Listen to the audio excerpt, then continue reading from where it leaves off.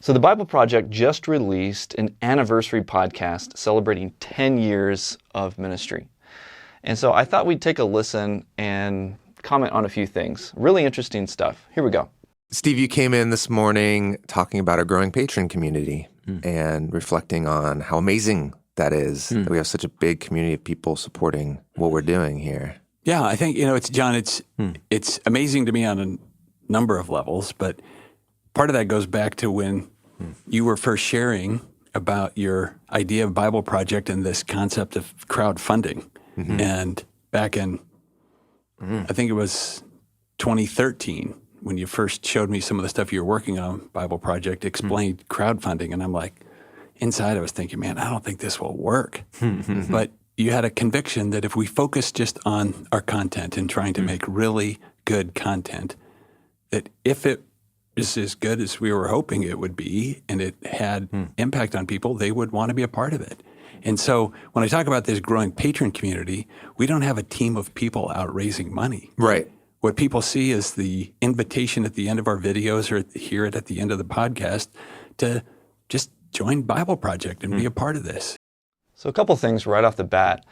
That guy's initial reaction is so typical of what people do when we share our message here at Selling Jesus. This idea of giving freely isn't going to work. And this was, something that eventually grew to the scale, they're operating on a budget of like $20 million a year, which most people would say, and that's impossible. If you give everything away for free, if you're doing ministry out of the Pacific Northwest, which is so extremely expensive, high standard of living, cost of living there, then, depending on God to provide, to supply all of your needs as a ministry is just kind of a fantasy, right?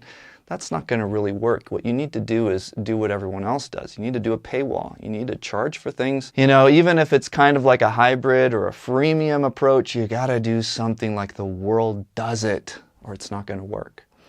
And that kind of practical mindset is really what prevails. It's the spirit of our age. And so I find it refreshing that this guy is honest enough to just say, John, you were kind of crazy. This wasn't going to work. And in 24, we had just under 50,000 patrons that are a part of this. And in this next year, it looks like it'll be over.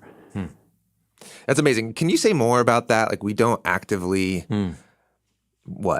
we don't actively go to recruit people to become patrons.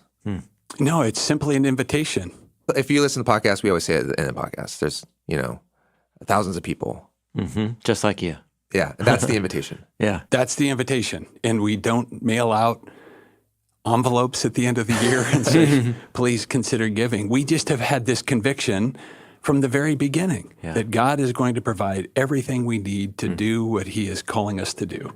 And there's something just powerful. That's such a simple thing to say, but it is a step of faith so few are willing to take.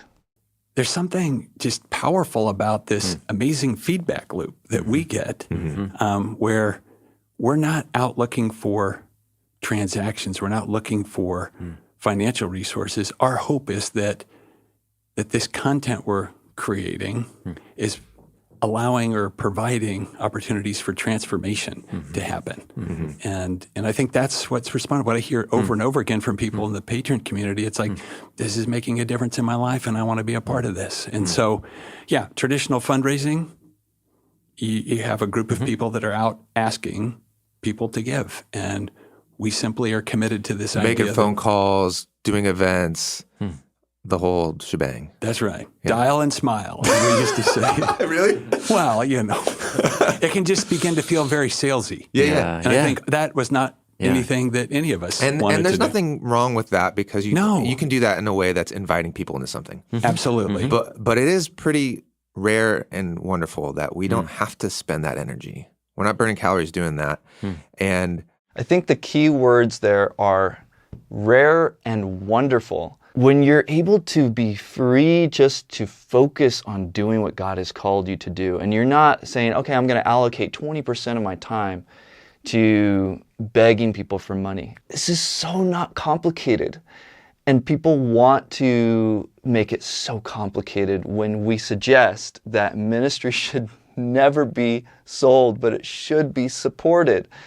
And so it's fun to highlight a really positive project like the Bible Project, because even though they have, we have some theological differences with them, we don't agree with their stance on intellectual property, and we can get into that in another video.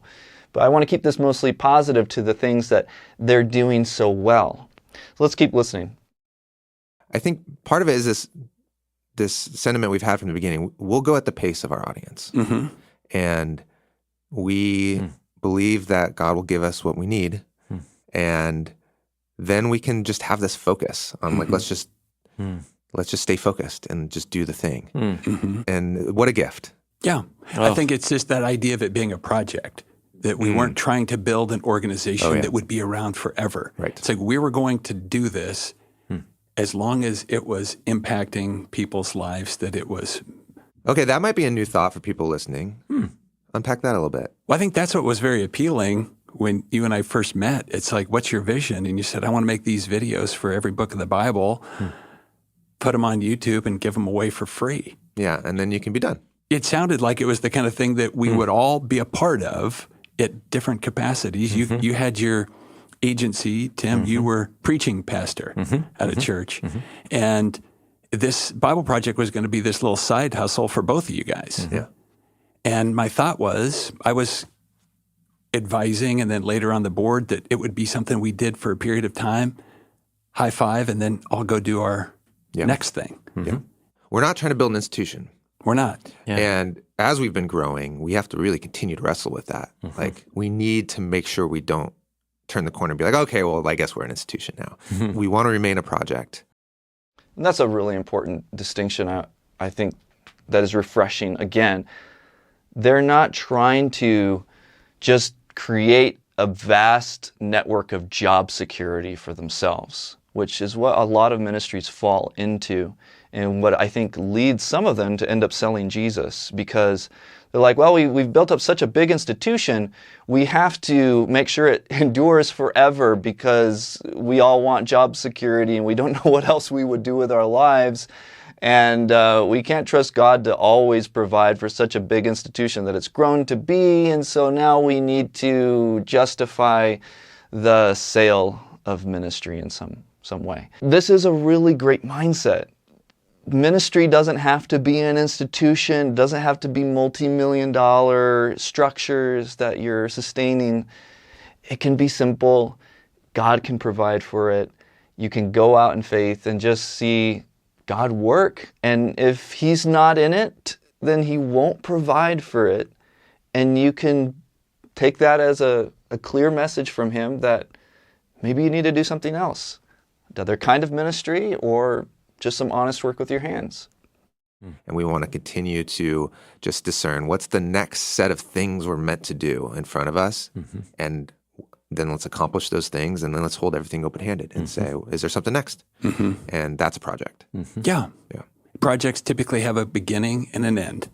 And I think the realization this year is that Bible Project itself won't go away. The resources are going to continue to exist. So it's just holding it open-handedly and saying, and we talk about this idea of running our business in 7-year cycles, and every 7 years holding our hands wide open saying, are we supposed to do this again for another 7 years? Now, the resources will exist in some form or fashion. Bible Project will exist. It's just, are we going to continue to create new content, or is it a matter of just stewarding the content that's been created? Yeah.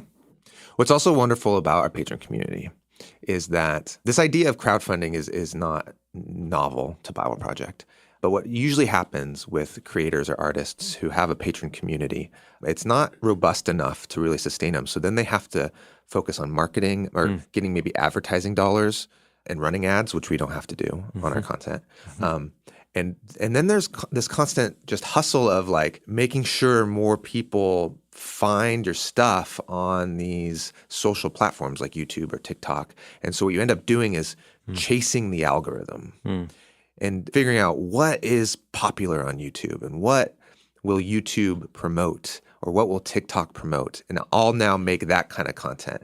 And so what ends up happening is your patrons come along and go, we believe in you, make the stuff you want to make, but then the algorithm's like, actually, no, make the stuff that is going to perform well. And so these creators and artists, they get stuck and they're like, I don't know what to do. I want to just make this stuff for my patrons, but I have to also chase the algorithm. I'll say, we are free to not have to chase the algorithm. Like that doesn't have to be our priority. Our priority can be, what's the thing that we think the patron community will appreciate the most if we dive into this theme or this idea? Like what YouTube's not going to care, but our patron community will care, and we can move that dial. And I think the lens that we run everything through is this idea of being first and foremost focused on our mission. That everything we do is to help people experience the Bible as a unified story that leads to Jesus. And our patron community gives us the freedom to be laser focused on that. Yeah. They also give us the ability to be generous with everything that we create and be able to give it away for free. That's amazing.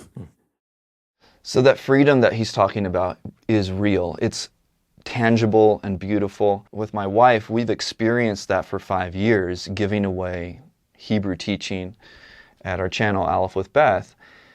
And it really is, just like he's saying, it's liberating. You can focus on the things that matter. You can focus so much of your energy not on all of these gimmicks. Hey, let's do a Black Friday sale. You can just forget all of that. And that's so freeing.